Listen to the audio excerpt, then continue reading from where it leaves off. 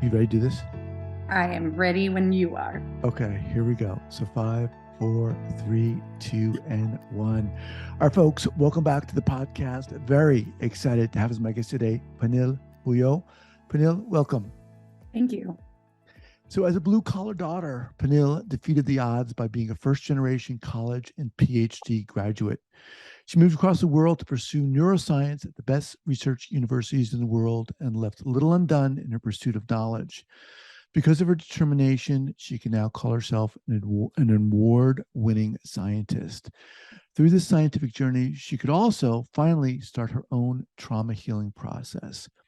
As she mastered the skills of a researcher, she realized that communication and self insight were cornerstones of not only her professional success, but also her personal well being. Pernille realized that her drive for research was rooted in people's mental health. She now focuses her energy on helping people thrive. Awesome. Welcome to the podcast. Thank you so much. It's a pleasure being here. Appreciate that. So before we get going here, Pernille, please share with our listeners where you're from originally and where you are now. Okay. So I'm originally from Denmark. That's where I was born, and I lived there for 21 years. And then I moved to the US to finish my college work. And then after 10 years of moving around different places in the US for educational purposes, I ended up in Boston, and that's where I live now. Okay, awesome. So how the heck did all this start for you? Go share the story. Okay. Um, so I started in the field of psychology and then moved my way into neuroscience. And my motivation and my drive to even start asking those big questions of how do we become who we are? Why do we become the way we are? Why is it some people develop mental illnesses and some people don't?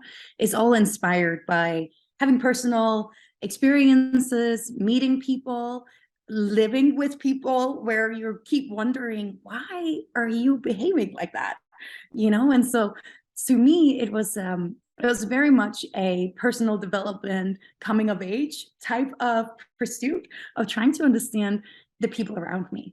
And in doing so, I ended up in psychology and wanting to understand, what is it that defines one person from another? Why is it that I'm so different from some of my family members, and yet I have other family members where I'm so similar to, right? So we're quickly diving into this topic of nature versus nurture, where science starts playing a role. And that's how I ended up in the field of neuroscience, because I really wanted to disentangle what is it that differentiates, one person with one mental illness from a person with another mental illness. Why is it that sometimes they're so similar, and why is it that they're sometimes so different? Okay, so that's the foundation. Let's get specific here. What were some of those early experiences where you were like, what is going on here? What's going on with this person? What's going on with me? Share those insights. Yeah.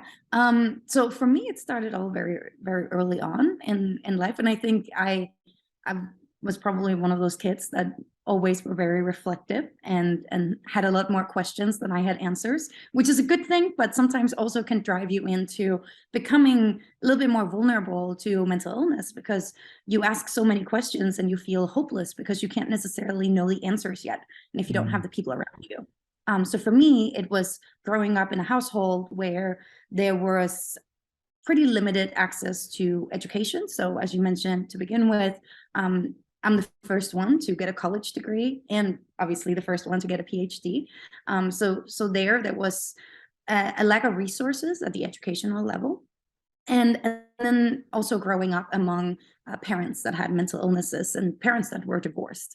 And whenever, I mean, the statistic now, I love looking at it from the outside now, right? Where you're seeing, well, the kids that are actually coming from divorced households and coming from households where the main caregiver has a mental illness, these kids are much more likely to develop their own mental illnesses in the future. And so that's what was happening to me. And I was dealing with a mother that was having a lot of different challenges of various sorts that now have actually meant that we're no longer in touch.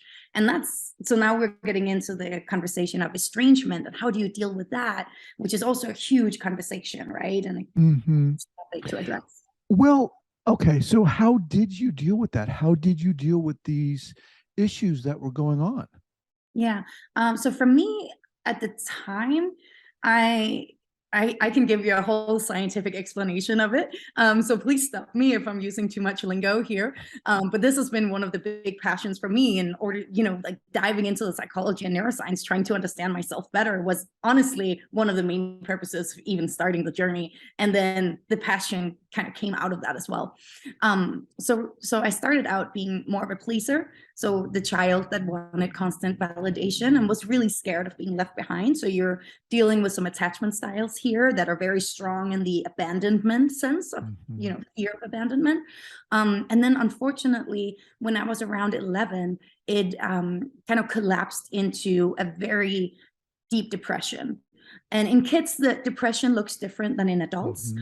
So for me, at the time, being that age, it looked like losing my appetite, not being able to sleep appropriately, just very withdrawn, pleasing, like really just needing validation. Obviously, there are huge overlaps with adults as well, but your resources as a child are much more limited.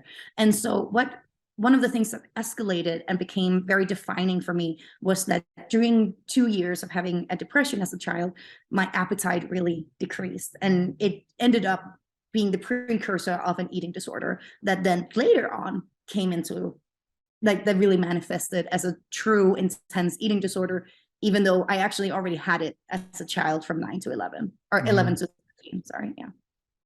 So a hell of a lot going on. I mean, really, were you able to get any kind of help at all during this time? Yeah, no, so I was not, is the short answer. Some people were really trying. I had some great teachers that really tried to step in, especially when I think a year in, when people started noticing that I had lost some weight. Then there was more of a drive from the teacher sides to step in and have some conversations, checking in, what's going on at home, all of these really, really good things. And the challenge is, of course, that they don't really have much they can do. So they can bring a parent in and they can talk to them. But if the parent is not willing to do anything, then you have a huge barrier. And that's something I'm very, very passionate about now. I actually, just a few months ago, founded a nonprofit organization after several years of prepping. And the whole mission there is to try to address mental illness, not just among students, but also among teachers and parents, and try to break down the barriers that are holding back any of these different groups in getting the help and resources that they need. So that's really inspired by my own personal experiences at that point. Yeah. Wow. Of course you started a nonprofit. My God, it's incredible. Okay. So how did things unfold?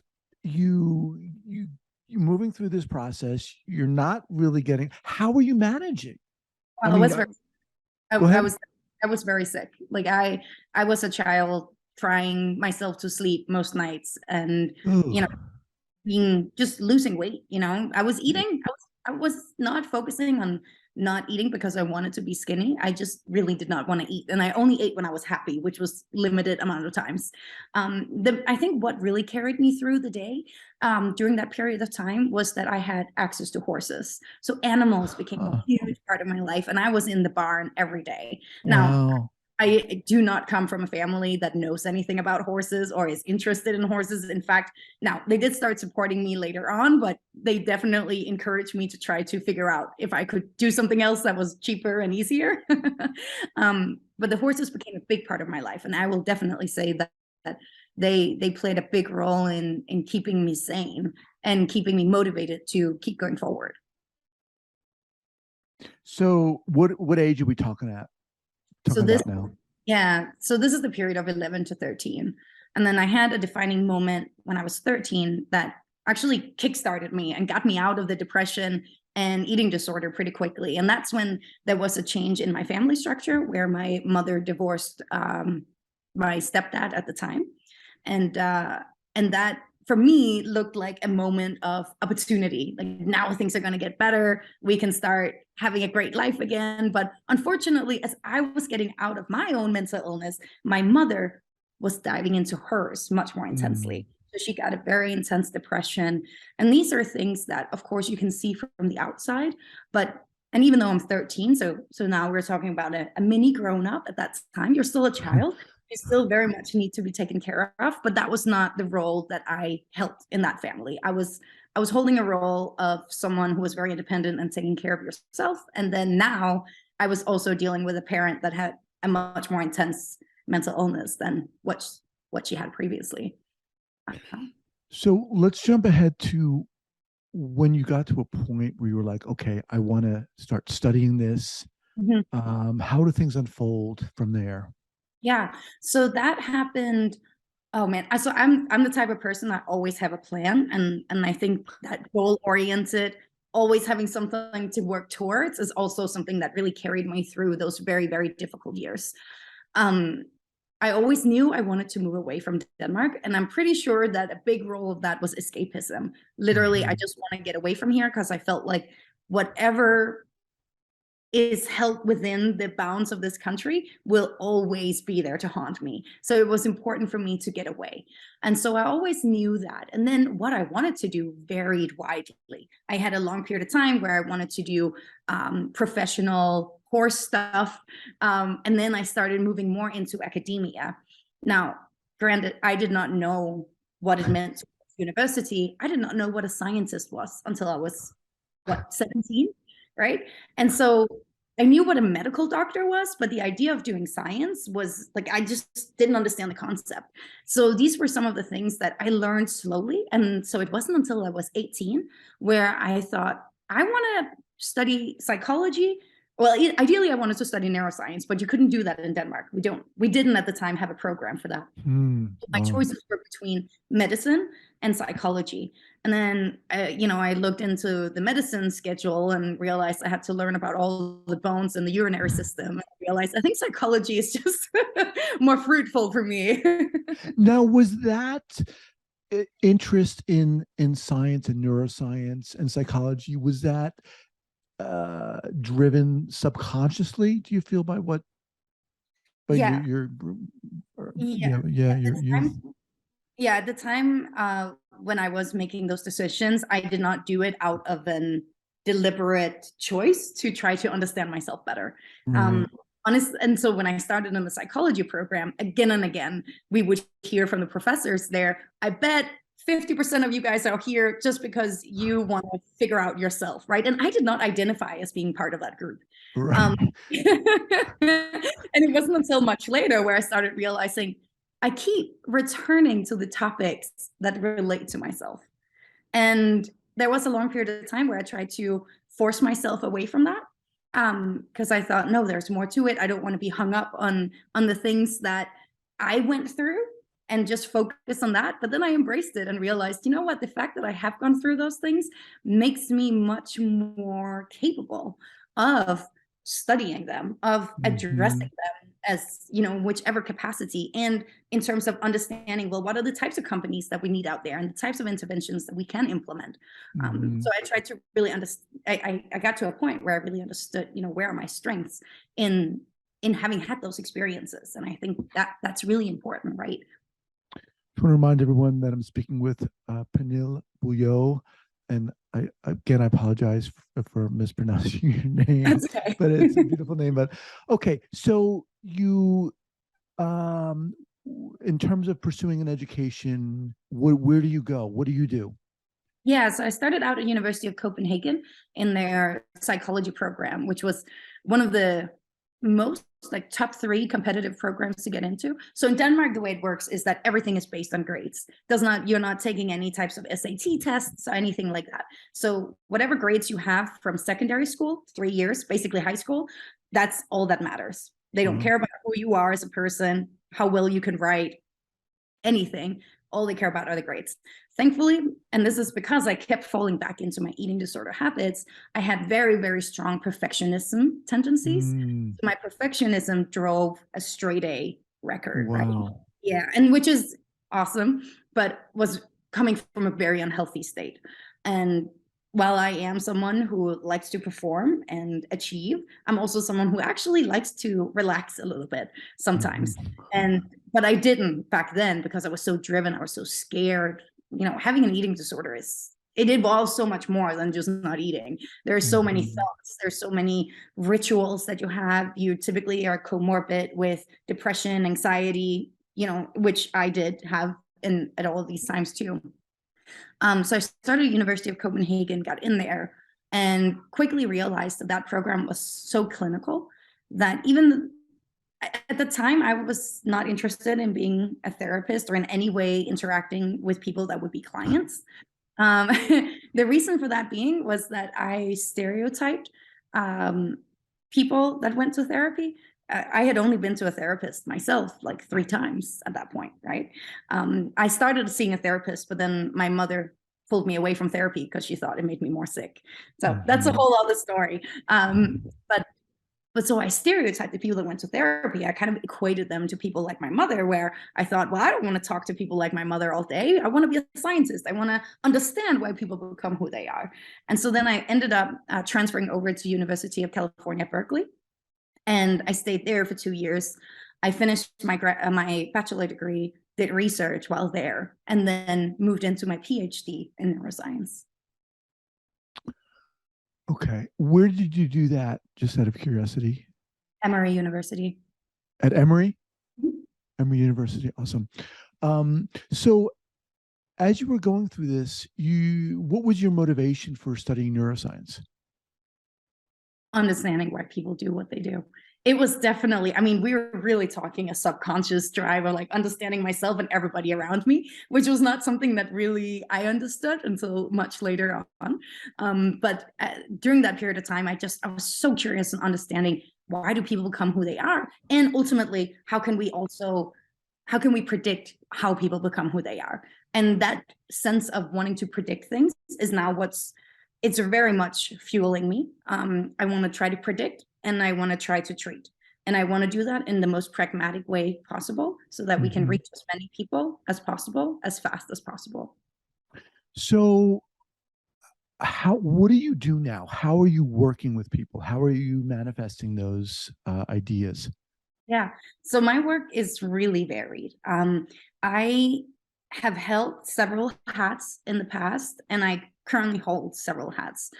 Some of the roles that I currently hold are in tech, where I'm working as a research consultant, and I'm working with researchers that are doing really incredible research in mental illness.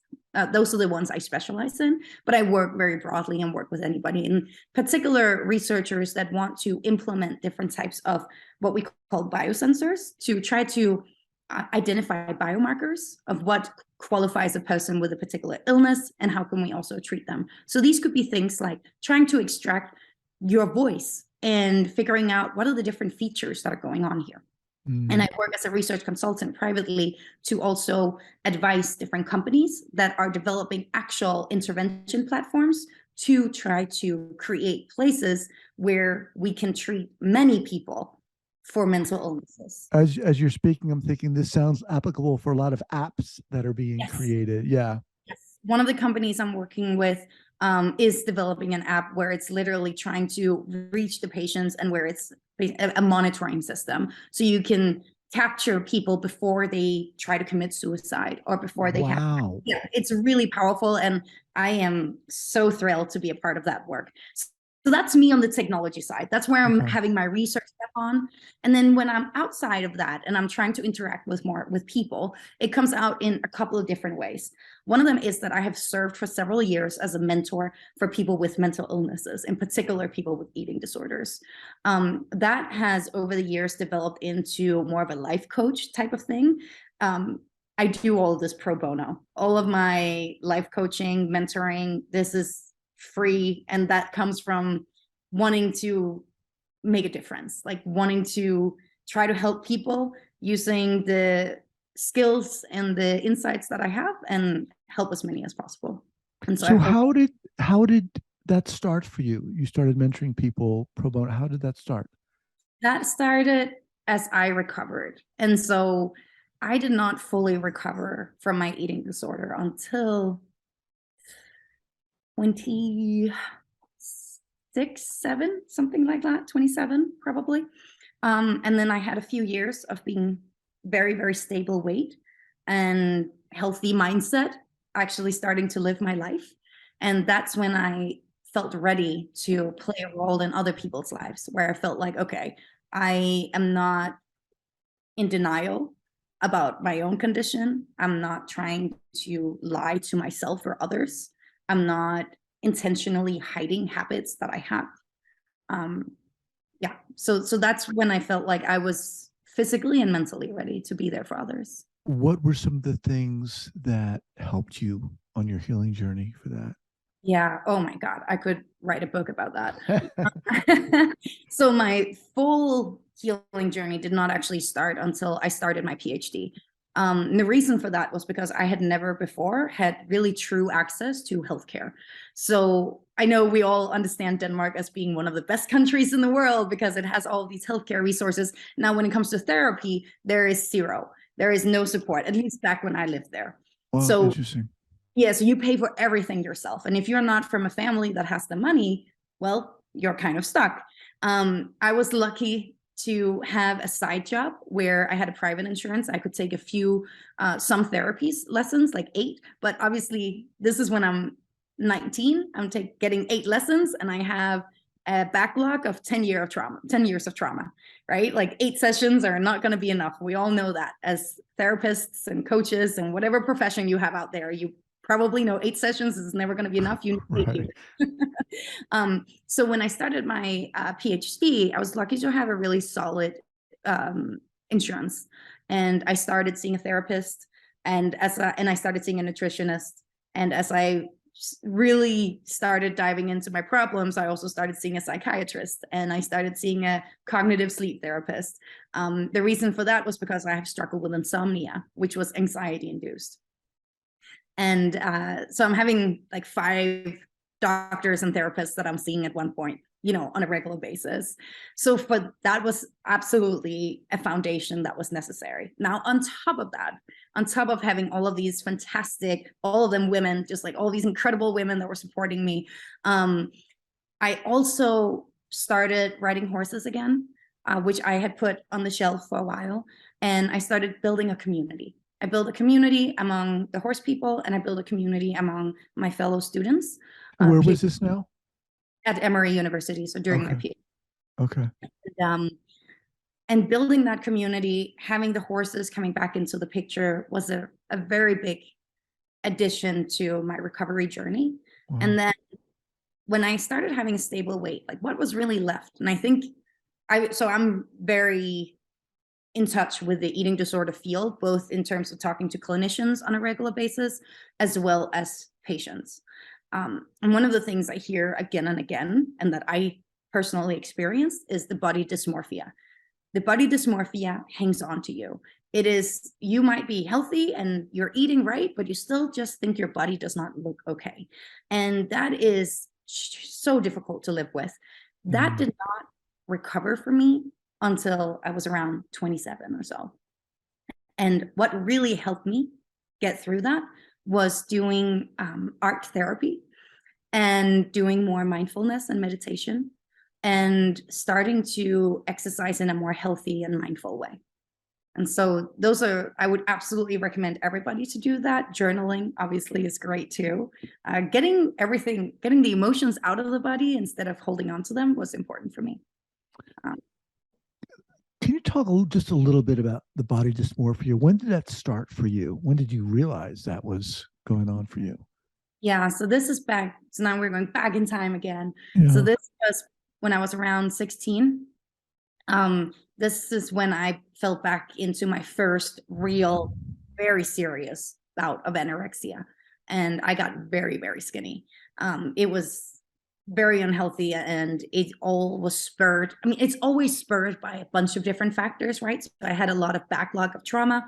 Then I had a surgery that just basically meant that I couldn't eat properly for a bit of time. And that kind of fueled this motivation for, oh, maybe I never have to eat, and then I started having much more, again, I had a rise in problems in the home life, in the family life.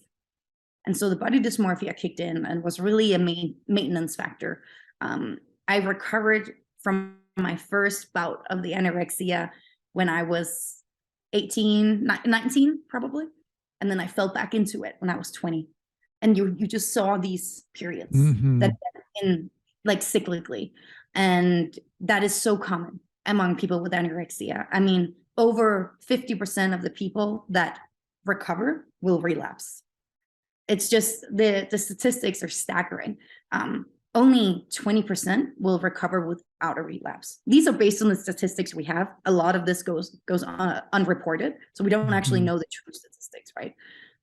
Yeah.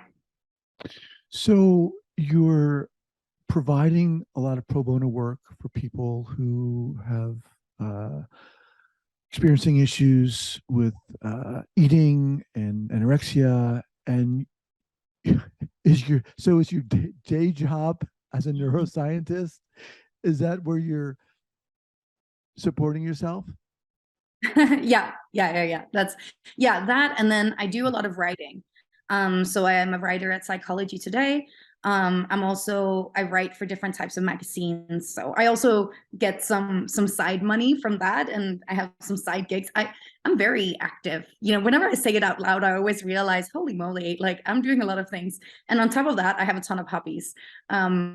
So I do think for me, I was not a happy person for most of my life, which hopefully has come across by now, but I am a very happy person now. And that was something that fundamentally changed. Like as I recovered from my eating disorder, Yeah. that my mindset totally changed. It was like I was ready to grab life by the horns and Wow. have fun, because I didn't have a proper childhood where I actually had fun. I didn't have a proper teenage time where I actually had fun. My 20s sucked, like my early 20s at least sucked. So now I'm there, late 20s. I'm like, holy moly, like I have missed out on so many things. I barely have any good memories to report.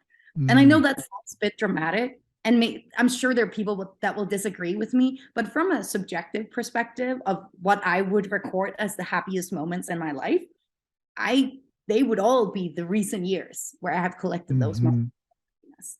And if there's anybody sitting out there having an eating disorder, or in any sense, dealing with something like this, I would really just like to let you know that you will get better, and it will be so much better on the other side, and you will have so much fun. You'll be laughing so much.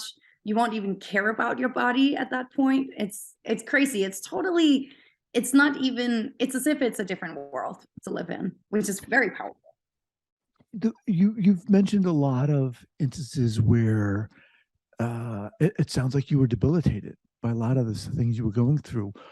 And what were some of those things that got you over the edge, that brought the sunlight of hope into those moments for Yeah, you? Was it honestly. someone? Was it a horse? What was it? Yeah, that I don't know if I can narrow it down like that. I think going back to a point I mentioned earlier about always being super goal oriented, I always had something I was working towards. And actually, it was one of the last things I had to deal with, in terms of I had to stop doing that because I was constantly working towards something, and that's not always healthy. Sometimes you need to just take a chill and not work so much, right? But I actually think that obsession with constantly having a goal was Yeah. what gave me something to live for. I was very suicidal as a child from 11 to 13. If you go back into my diary, you will see how I'm contemplating suicide many, many times, making plans about how to do it. Did you Very, ever try? no, yeah, So thankfully. when you work with people Mm-hmm. who are experiencing having eating disorders, what's your perspective? Obviously, people are different. Every case is different. But how do you approach that with someone? Yeah, that's a great question. And if there are therapists out there, I know there are therapists out there and they might disagree with me, and that's totally cool. I understand my role whenever I talk to people with eating disorders or any other types of particular types of mental illnesses, is to try to figure out what is it they want to live for. What are they maybe already living for? And trying to help them nourish that, and try to Mm-hmm. give them back that energy for life, wanting to get, what about some hobbies? What are some hobbies you dropped and that you would like to take up? Or what are some hobbies that, you have never done, but you're super curious about? What are some friends that you haven't reconnected with for a long time? So it's basically giving them the support system. I had one person she's now a friend of mine, where she was a, well-educated woman, very accomplished in many ways, but stuck at home with her parents in a job that didn't pay enough to make her live independently. And so Mm-hmm. the first thing there was, well, here is a huge barrier, which is that you're not happy where you're living. This is a structural factor that we can fix. You're not happy with your job. You're not happy with where you live.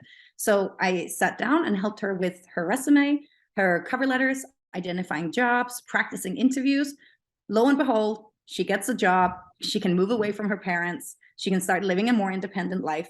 And sure, there's still going to be a lot of issues. She still needs to Mm-hmm. see a therapist that can keep in touch with her. I kept in touch with her, kept talking about these things. But what has happened in this period of time is that, one, we have broken down some of the structural barriers that have kept her in her eating disorder. And two, we've given her a level of confidence and independence that is very, very difficult to achieve for people with mental illnesses because they feel incapacitated many times. So we have broken down some of the habits that she has built up where she's telling herself, oh, I can't do that. Oh, no, it's better. Why should I even try to do this other thing? Right? We've given her the confidence and the hope of living life differently. And so that's really where I'm at. I'm trying to focus on how can we make you like life again? And what is Mm-hmm. it that makes you, when you wake up in the morning, like what is it that makes you smile? Let's make sure you have a lot of that. And I really Mm-hmm. do, regardless of, like, you should always, there's a lot of great therapies out there, keep doing them. But I really think that these fundamental things in terms of like how you live your life day to day Mm-hmm. are foundational for your mental health. Mm. As we kind of get down towards the end here and closing out, you know, as you've talked and shared about your life, Pernille, it's there's an obvious seeming contradiction, dichotomy, right? In your life. I mean, you've had this traumatic, very difficult, challenging uh, childhood with not a lot of happy memories, and yet you, in a way, you can contrast that with a lot of amazing success. Mhm. And how do you square that in a sense? Has one driven the other? No, I think that's a great question and a little bit of this a difficult question to answer and something that you should be very serious about, actually, because you don't want to think that suddenly it's a good thing to have mental illnesses because it's going to make you a super person, right? I think I learned a lot from everything. I learned a lot from all of the mental illnesses that I had to navigate during my time and the different types of people I had to navigate. Who knows? I probably would not have ended up in this place where I'm at now if it wasn't because of all of that. Mm-hmm. But chances are very high that I would have ended up in a different type of very happy situation. And so while I am very happy with where I'm at currently, I also think I would have been equally, if not more happy, if I had grown up in a happy childhood, right? And now we're starting to talk about things like resilience and susceptibility. And I'm probably one of the children that came out slightly more resilient than the average, which meant that I kept going and didn't give up. And and that has carried me through. But I don't think we should ever look at mental illness as something that will inherently make a person better. But it's something that has shaped me and made me very, very, very passionate about advocating for others and advocating for systemic change and structural change. Awesome. What's the best way for people to get in contact with you? I have a website. It is my name. I'll spell it out loud. PernilleBuelow.com. And you can contact me there. There's a little contact me thing. You can also read about what I do, get the links to everything that I have just mentioned and bombarded you with. Yeah. Awesome. Well, it was a pleasure having you on here. So inspiring. Oh my God, I'd love to have you back at a later date. Absolutely. Yes. I appreciate that. Thank you so much for being here. My pleasure. Thank you.